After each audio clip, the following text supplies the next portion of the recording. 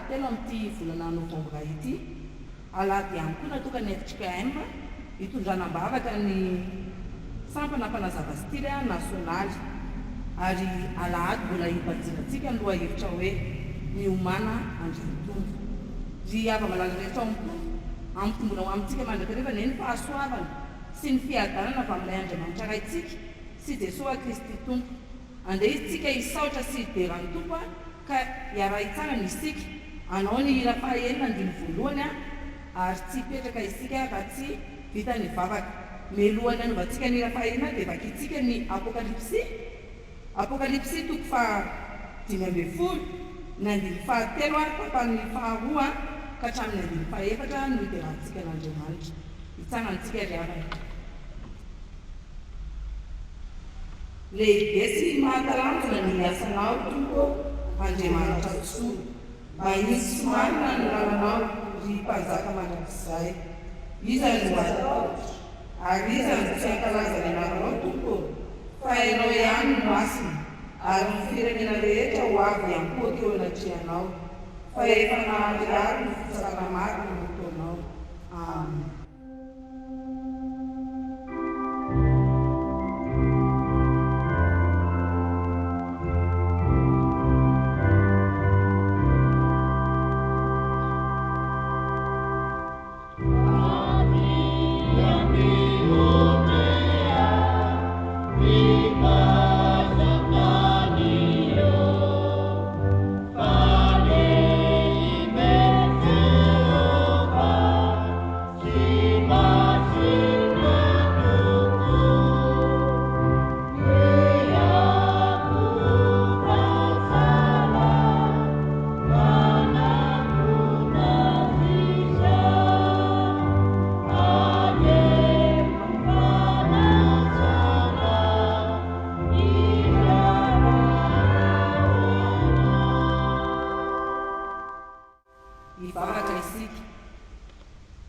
Rainay izay ny lanitra rainay amin'ny lalan'i Jesosy Kristy tompo ianao noho ny famindraponao sy ny fitiavana nomenao anay mbola naharitra karanay sy nahatoy izao anay tsara hiavy ankehitriny izay Jesosy dia tonga eto amin'izao alahady maraina izay natoka ny FBF-trika hitondranam-bavaka ny sampana mpanazava-stily nasionaly eny tsy eto Madagasikara ihany izany fa hatrany eto an-dranomasina misaotra anao izahay no izany fotoana rehetra izany koa apetraka sahady eo ampiretananao tompo ny fotoana rehetra ary tsy verimainany anao ny teny dia ambaranay tsara hiavy ka ny fanainao masina hatrany no hitoetra ao aminay tsara hiavy amin'ny anaran'i Jesosy Kristy no ahafahanay manao zavatra izany. Amen. Mazotoana isika ry havana.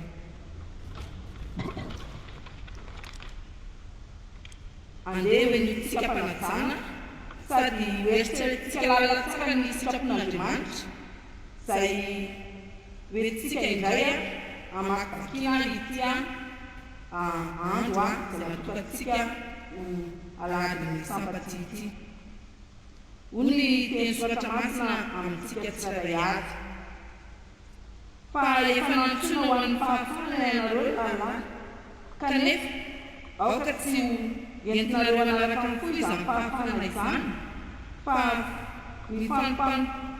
mifampanipo amin'ny fitiavana fantateraka amin'ny teny iray ihany lalàna rehetra dia izao tiavana manao tahaka ny tenanao. Amen. Sambatra ny mahitsy lalana sambatra ny tany Amen. Hira 70:2 no andeha rahantsika manao.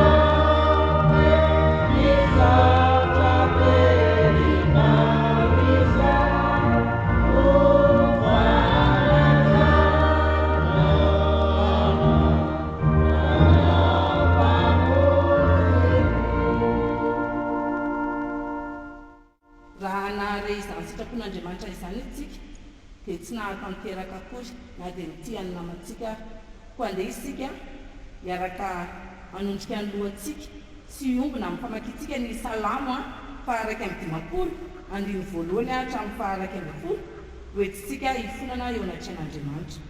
Salamo faharaiky amby 50 andiny voalohany hatramin'ny faharaiky amby 10. Ataontsika tombavaka izany amin'ny aran'ny Tompo. Mamindrafo aminay Andriamanitra araka ny fahasoavanao, araka ny andeha antranao noho ny fahasosinay. Satria madio izahay vaovokely ary jobo izahay vaovokahotany. Fahatsaroanay fahasosinay ary eo anatrehana mondrakika ny fahotanay. Taminao dia taminao ihany manotanay ary izay atsomasinao no efanataonay. Mba ho maro ianao rahateny ary tsy antsiny ianao rahatsara. Izy fampaneka ny fiharanay ary tafahotana no tontonanay tentenay. Izy fahamananao kositratao ary fahendrenao miavina no mampatananay. Jobo izahay voapaokana dia dio. Sasaotra izahay fotsanafotsatsy. Apandrenesy farina sy karakovi izahay. Ifarinao kalozay fahatanao. Afenitaranao fahatanay ary volony ekairehitra. Amin'ny fanampizan'Andriamanitra ary avaoziorona maro fahainay akonanay. Aza maladinay aza zaitra famasanay ampozonay fifainana fahafazenao ary toany fanaimasotizanay. Fahasanatosatao aizany lemenay ifananatrokona sy mahafainao. Amen. Ny hira enimpolo sy efajato andiny voalohany no iarahantsika.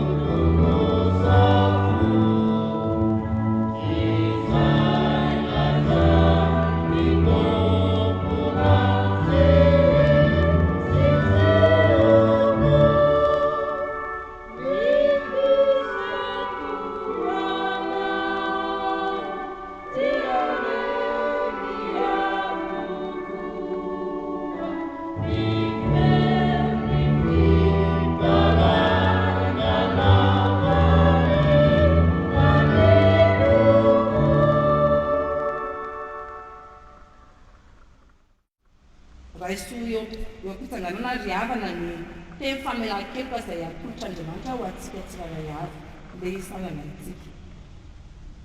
Izao no tokony meny tompo antsika tsirairay avy. Koa mideba ianareo fa miverina amin'onany ka miverena amin'onany fahotanareo. Fa fitiavana mandrakizay no nitiavako anao, koa izany no nampaherako famindrapo anao. Kristy izay tsy nalala oto dia efa nataon'Andriamanitra monjy antsika mba ho tonga fahamarinan'Andriamanitra ho aminy koa isika.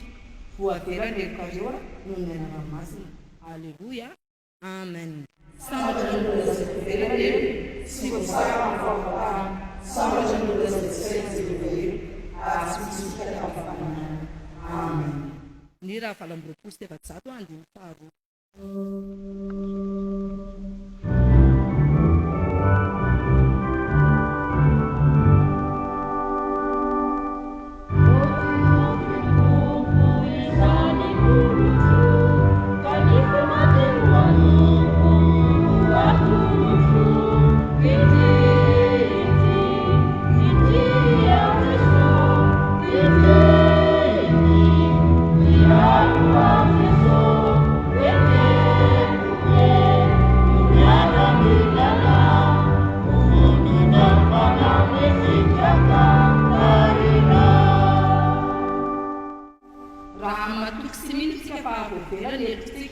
Dia andesa hanambaramafy ny fanekepinona larina fahatelo izay rahantsika fiangonan'i Jesosy Kristy eto Madagasikara.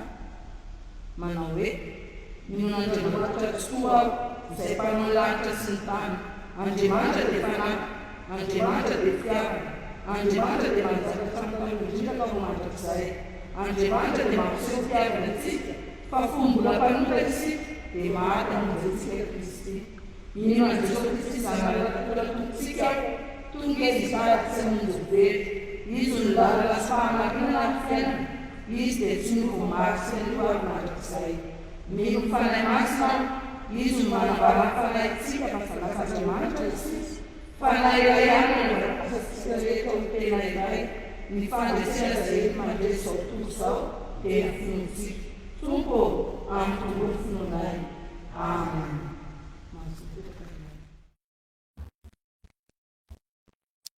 Tonga sahady eo amin'ny fotoana izay ilazana ny raharaha ho antsika sy mampanampanazava azy isika izao koa mangataka ny tompony andraikitra androso anatanteraka izany.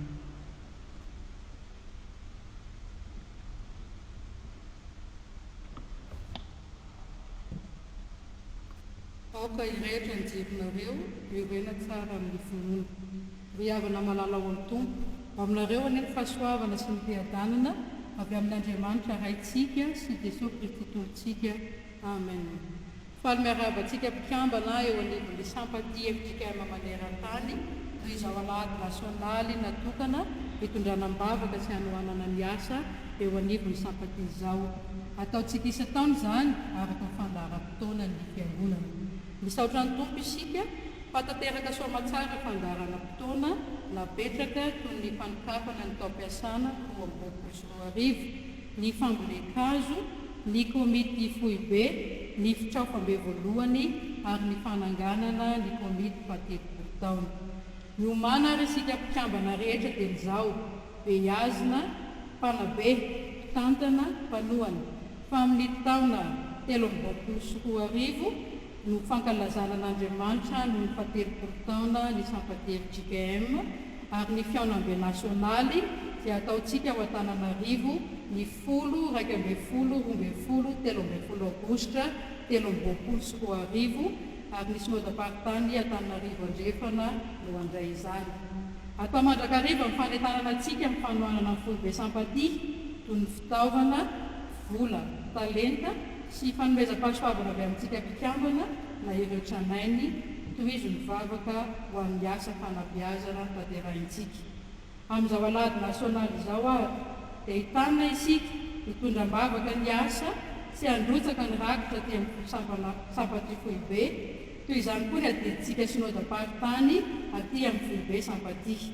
Aza adinoana ny mitsidika ny foibentsika varavarana 7 liana 5 ao amin'ny foibe FJKM ho antsika eto Antananarivo. Ary isika avy amin'ny faritra na lavitra ka sendra mandalo eto an-drenivohitra manjifa ireo artikla ny boky sy ny sisa ato amin'ny foibe. Tsara raha misy ny fagnon, misy ny logo sampatia apetraka ao am-piangonana mandritry ny alahady nasionaly ho famantarana ny fijoroantsika. Azo atao ihany koa mandrotsaka ny rakitra sy ny adidy ho an'ny synodam-paritany aty amin'ny foibea amin'reto amin'ny banky BFVSG mitondra ny laharana 700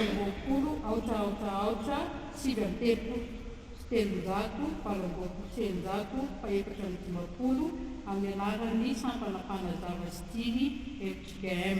Na koa mandefa izany amin'ny vola amin'ny laharana 034 66 338 37 amin'ny anaran'ny Francis Georges Detato izay tahiry vola ny sampatia foibe, na ihany koa amin'ny laharana 034 02 720 05 amin'ny anaran'ny mpitondra-manana Azinarson Narina tatsoratry ny vola sampatia foibe. Dia manaovana mahafinaritra amin'ny anaran'ny tompo Jesoa miorena tsara azanova tanterana fanokonao sady mandrakariva ny vina lehibe ho antsika sampatia hoe sampatia FJKM etsy fanabeazana ho fampandrosoana ny fiangonana sy ny firenena.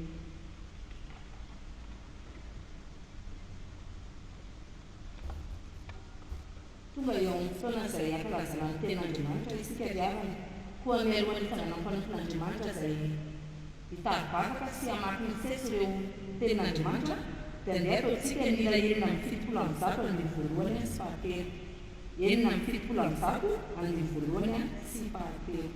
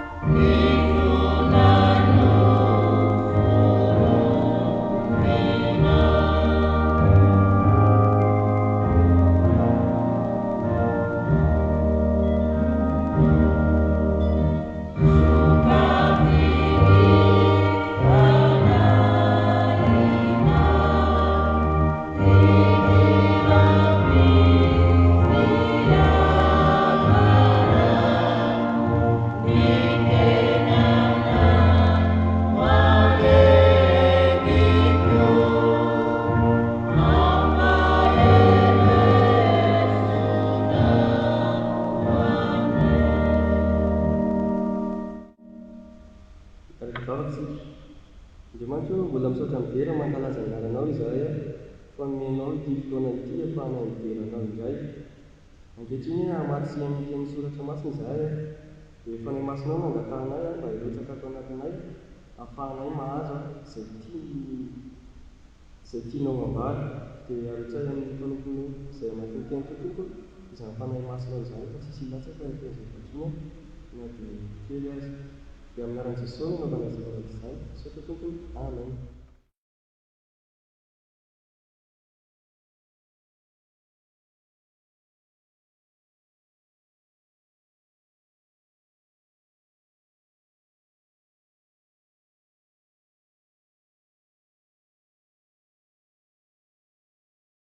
Dia mbola mampitomboana amintsika renaka ny fahasoavan'ny tompo. Izao tsika dia hiaraka makiny Deutéronomia toko faha 7:30 ka ny andiny raisitsika eo amin'ny andiny fa 9:20 atsarintsika eo amin'ny andiny fa 7:20. Deutéronomia fa 7:30 raisitsika eo amin'ny andiny fa 9:20 atsarintsika fa 7:20. Rehefa hita izany dia irahantsika mamaky amin'ny anaran'ny tompo. Ry Jesosy rony, tsy misy tahaka n'Andriamanitra izay mitaingana ny lanitra hamonjy anao sady mandihy ny rahona amin'ny voninahiny. Ny Andriamanitra hatizay no fonenany ary ny sandy mandrakizay no eto ambaniny. Mandroaka ny fahavalo eo anoloanao izy ka miteny hoe ary miano.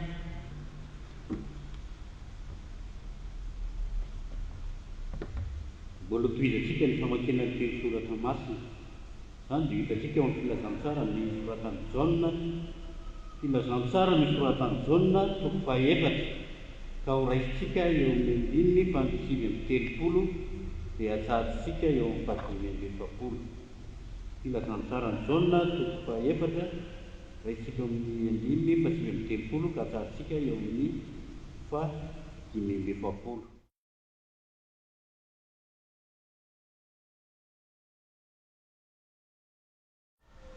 Ary maro ny Samaritana avy tao amin'izany tanàna izany no mino an'i Jesosy noho ny filazana vehivavy izay nanambara hoe nolazainy tamiko avokoa izay rehetra nataoko.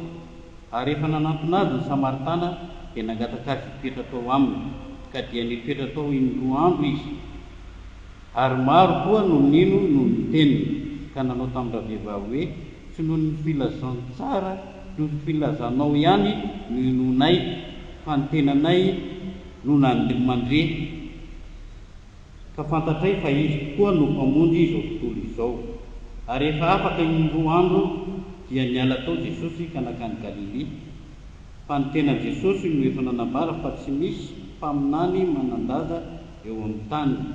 Koa rehefa tonga tany Galilea izy dia indray azy ny Galileana satria efa hita izay rehetra nataony tany Jerosalema tamin'ny andro firavoravoana fa izy ireo mba niakatra tamin'ny andro ravoravony dembonikizana teo.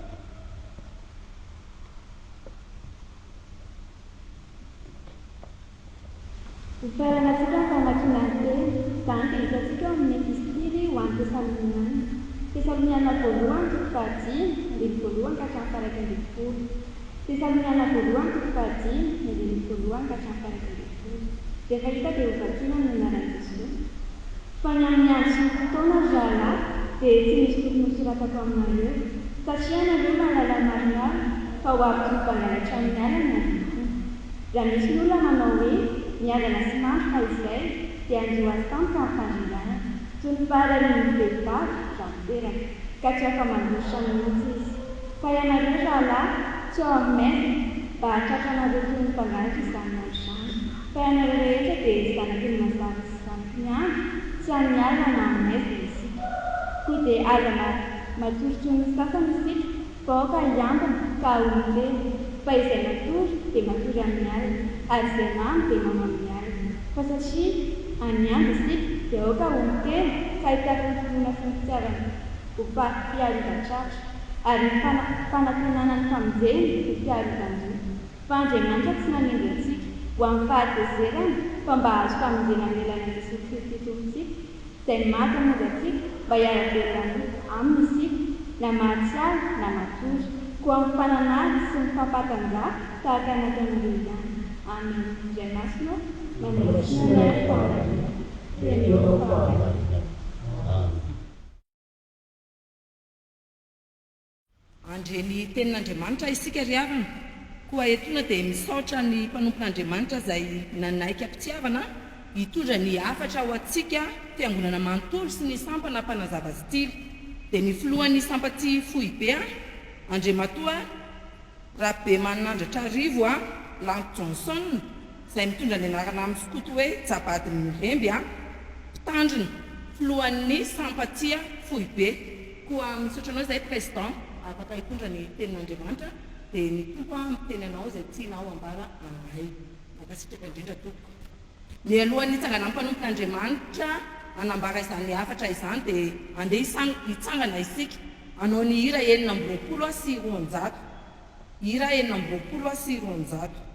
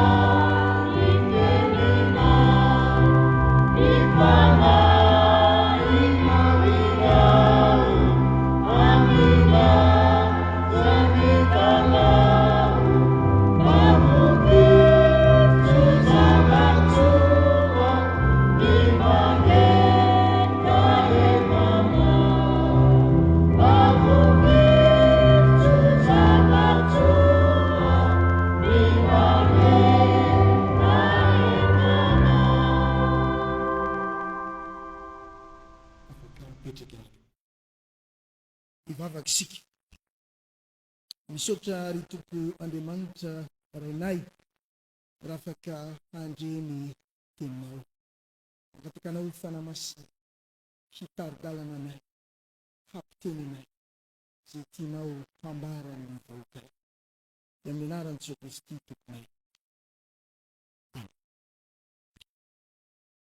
Alahady 20 volana Novambra 2024 natokana hitondranam-bavaka ny sampana mpanazava stily manerana ny sahany efitsekemo, ary mbola hibanjinana hatrany ny lohahevitra hoe miomana handray ny mpamonjy. Horaisitsika ny Tesaloniana voalohany toko 5 ny andiny voalohany ikatra amin'ny andininy 9 andraisantsika hafatra amin'izao alahady maraina izao. ny zavatra asongadiny Paoly apôstôly ho an'ny fiangonana tany Tesalonika raha ity toko 5:1 ka hatramin'ny 9:12 ity dia mampahafantatra sady milaza ary manambara fa ho tampoka tsy ampoizina ny fiavian'ny tompo ary tsy fantatra ihany koa. Itsika zany eo amin'ny 2 anty epistily ho an'ny Tesalonianina toko 5:2. Ary Jesosy koa aza dia miresaka ny amin'izany fiavian'ny tompo ho tampoka tsy ampoizina ary tsy fantatra. Any amin'ny filazantsara araka ny Matio toko 4:20, 7:20, 2:4, 4:40. Ary filazantsara araka ny Marika aza toko 7:12 dia milaza marimarina Jesosy hoe tsy misy mahafantatra na dia ny zanaka afa-tsy ny ray. Eo anatrehany zany tsy fahafantarana, eo anatrehany zany mahatampoka, eo anatrehany zany hoe tsy ampoizina ny fiavian'ny tompo izany. Dia manome hafatra ho antsika i Paoly apôstôly eo amin'ny bokin'ny Tesalonianina 1 toko 5:1 ka hatramin'ny 11. Ny hafatra voalohany dia miomana handray ny mpamonjy isika, satria isika rehetra dia zanaky ny mazava.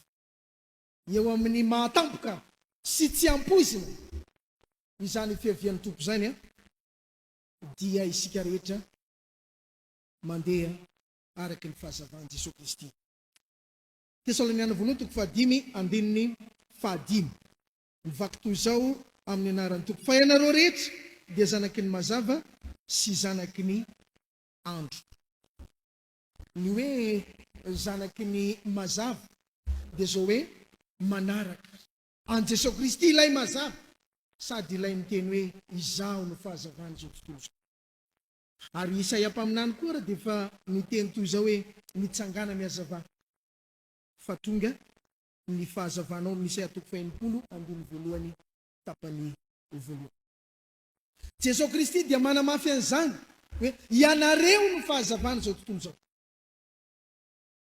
Ry avako malala rehetra amin'ny tompo, indreo sika menakavy fiangonana, zanaky ny fiangonana FJKM, isika sampana mpanazava stily, andeha isika, andeha araka izany mazava izany, andeha isika mba tena ho zanaky ny mazava tokoa ka tsy andeha amin'ny maizana. Jesosy Kristy manamafy izany eo amin'ny Jaona toko 2:12. Filazantsara araka ny Jaona toko 2:12, 5:30 sy ny 6:30, manao hoe amin'ny anaran'ny tompo: mbola kely ihany ny toerany mazava aminareo, mandehana raha mbola manana ny mazava ianareo, mba tsy hahatratra anareo ny maizina, fa zay mandeha amin'ny maizina dia tsy mahalala zay alehany. Raha mbola manana ny mazava ianareo dia minoa ny mazava mba ho tonga ny zanaky ny mazava. Andeha ry avako malala rehetra ny tompo, indrindra fa isika mpikambana ao anatin'izany sampana mpanazava stily zany mba ho tena zanaky ny mazava tokoa fa tsy ho zanaky ny aiza.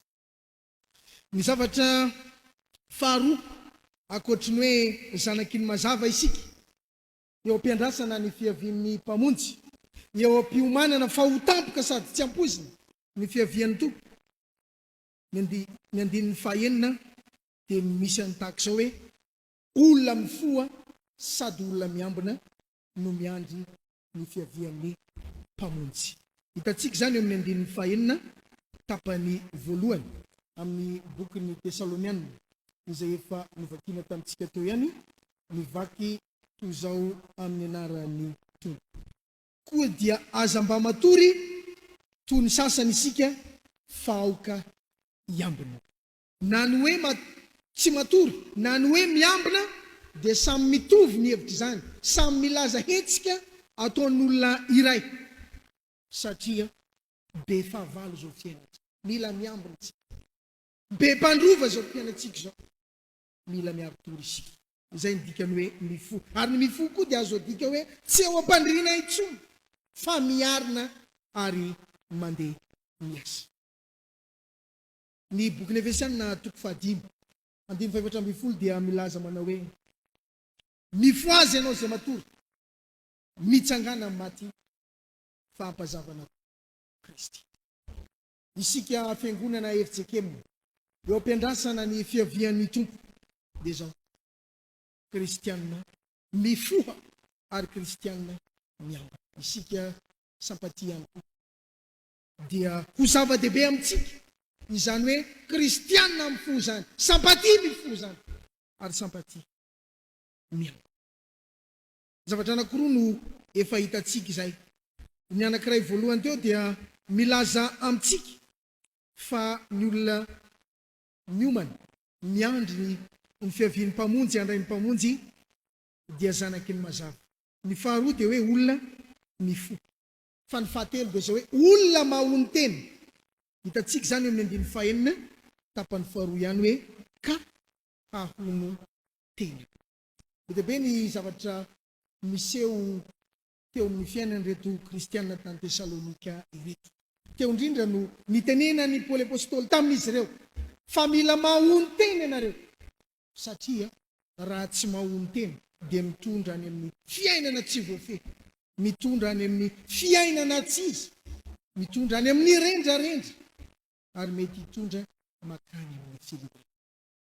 Mampatsiahy Paoly apôstôly ho an'ireto kristianina tany Tesalonika ireto hoe mila mahony tena. Petera koa dia niteny tahaka izany ao amin'ny Petera 1:4-7 amin'izany fahonoana teny zany, ka milaza tahaka izao amin'ny anaran'ny tompo: fa atombotra ny farany zavatra rehetra, ko endre ka mahonoana teny amin'ny firao. Ry avako malala rehetra ao amin'ny tompo, akoatry ny hoe zanaky ny mazava isika, akoatry ny hoe olona mifo isika, dia zao koa hoe tokony olona ahony tena eo ampiandrasana ny fiavian'ny tompo eny amin'ny raha olona. Andeha ry avako malala, indrindra fa isika sampana mpanazava stily dia tena ho kristianina, ho mpikambana ary ho sampana manana an'izany fahonoana tena. Fa ny farany akoatry ny hoe mahony tena, akoatry ny hoe olona mifo, akoatry ny hoe zanaky ny mazava, dia mazava ny afatry Paoly apôstôly ho an'ny kristianina tany Tesalonika eo amin'ny Tesalonianina 1:5 zay anjarantsika amin'ity marain'ity, izay misy tahaka izao: mifananara sy mifampatanja. Izany hoe isika kristianina, isika samy mpikambana, isika rehetra ao anatin'ny fiangonana dia tsy mijery fotsiny, tsy mitaza fotsiny izay tsy mety ataonao, fa mila mifanaritsika, mila mifampaheritsika, satria be dehibe ny zavatra mety mampiravoravo tanany, be dehibe ny zavatra mety mandeha amin'izay tsy izy, be dehibe ny zavatra mety mitarika atsika any amin'ny fadisoan-kevitra, any amin'ny fadisoan-dalana, fivilian-dalana. Dia izay no ilaina mifananatra araka ny teny misoratra masina.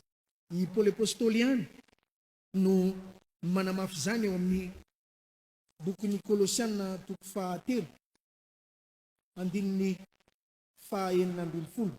Kolosianina 3:9-12 tapany faharoa manao hoe mifananara amin'ny salamo sy ny firana ary ny tolokiram-panahy ianareo. Ry havana malala rehetra ao amin'ny tompo, ampianary ny soratra masina koa isika anio, ny amin'izany tenin'Andriamanitra zany, fa ilaina ny mifananatra fa tsy mitaza-potsiny amin'izay tsy mety ataony hafa. Ilaina ny mifampatanjaka mety eo amin'izay mampiravoravo tanana ny hafa, amin'izay mety mampiverin-dalana ny hafa. Mila mifampaheritsika. Be dehibe ny zavatra miseho eo amin'izao fiainana izao.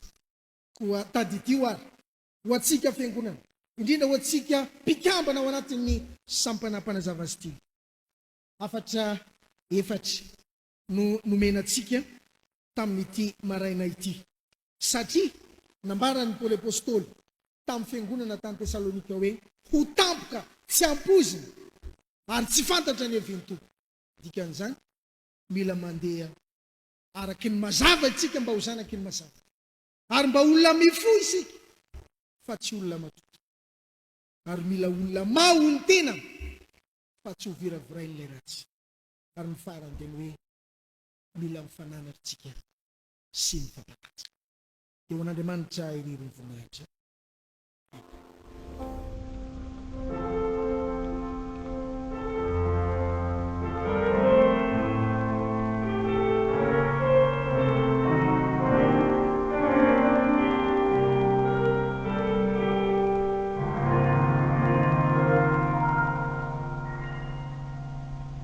Vavaka isika sotra tompony amin'izany teny izany mampafantatana fa tampoka tsisy mampatatra finitra ary mila mahony kely mila mandeha azanaka mazava izay manifo petraka am-pilatanana hoe nahafahany manapateka izany ny fiaineta izy fa tsy nandalika sy nytanety torin'ny mpanompoatra fepetra amin'ilay fiainanay ary misy akiny ny zava-fanokana izay fampiarana mba mbabaka manokana ny sampana mpanazava stily izay tokony izao alahatry mandritra amin'ny fotoam-bavaka petraka am-pilatananao ny amin'ny fibe mitary ny any amin'ny safitandiemana nytrany mba ho sampaty ny amikarafianary metaka ny fiainana eo am-pilatananao izay fotoam-bavaka izay marary mba ho fitranina na ny manatrika na ny any amin'ny toeram-pitsapona rehetra mba mavaka ny manatra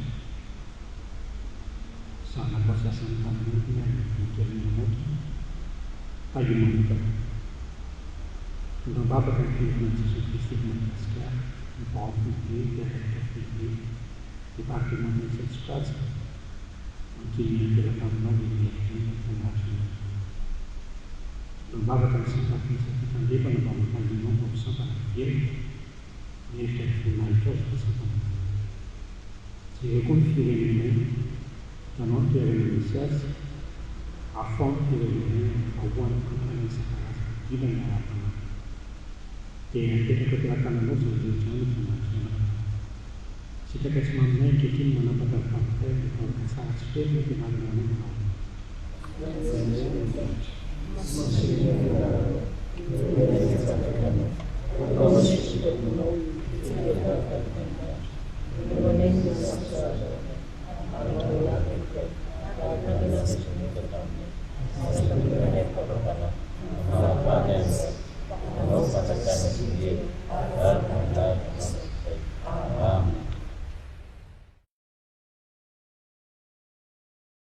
tonga eo amin'ny famarana izao fotoana izao tsika ry havana ho ety am-pamaranana dia tsy hainy tsy hisaotra ireto tompona anjara tamin'ny fanatanterahana izao fanompoako vavahana izao ny sampatsy fohy be izay mitarika sy nitondra hafatra ho antsika ary namaky ny hafatra ho antsika sampana mpanazava stily manerana ny FJKM. Ny mpitandrina Ramanuel Laedy izay mitondra ny fitandremana Ambohivolondava Alasory, ny Braon FMT Roas fohy be sy ny komity mifahatelo-polo taona ny sampana mpanazava stily ary ny mpiandraikitra mpanazava stily izay mitondra antsika ambavaka melo avaky tena sy namaky ny teny soratra masina ny fandimia tamintsika. Isaorana ihany koa ny FJKM eto atsimo Mahamasina ny mpitandrina amin'ny Bro-Fiangonana ny fiangonana manontolo izay nanaika nanantanterahana izao fanompoam-bavahana izao. Isaorana ihany koa ny mpitendry, isaorana ihany koa ianareo teknisianina rehetra avy amin'ny FTV dia makasitraka indrindra tompoka tamin'ny fiaraha-miasa. Andeha ramarana izao fotoana izao isika koa mialohan'ny fitsanganan'ny mpanompon'Andriamanitra izay mitondra hafatra ho antsika dia ny filohan'ny sampana mpanazava stily fohy be ametraka ny tsodrano amintsika dia andeha ataontsika ny 5:30 andiny voalohany sy fahatelo eo am-pitsanganana.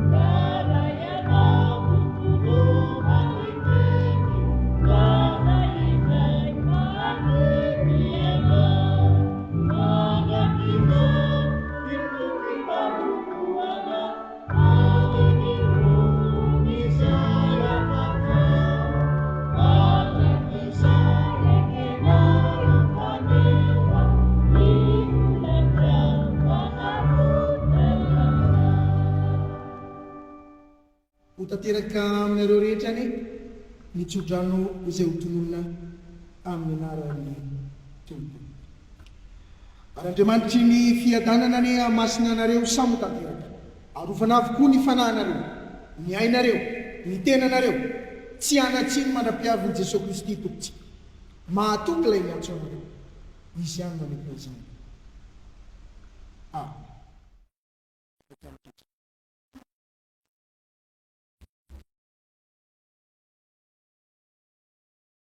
ho an'andriamanitra ireny ny voninahitra amin'ny anaran'iray sy ny zanany ary Kristy